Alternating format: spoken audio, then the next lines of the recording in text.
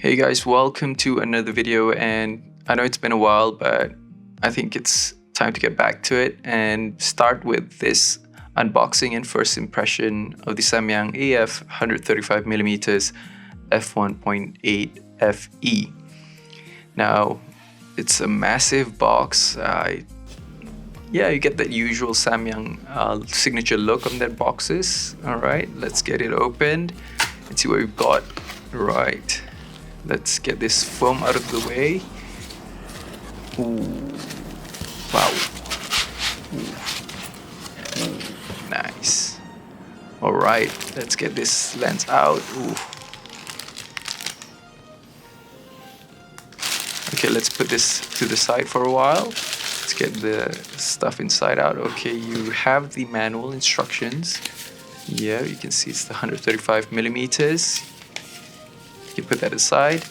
You've got this fabric pouch that Samyang gives you. It's good to have.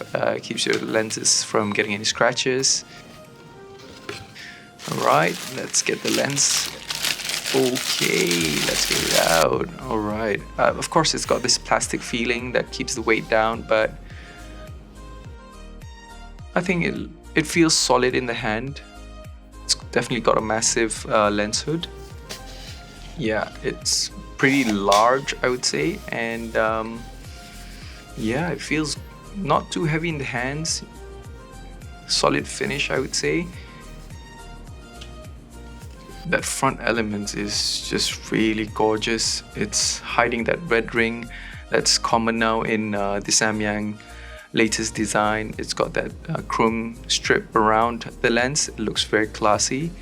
And it's also got this rubbery focus ring, which I think it's a welcome design from Samyang. I prefer that rubber feeling because, you know, if you're shooting in the dark, I think this will come really handy and you're not just, just feeling the metal.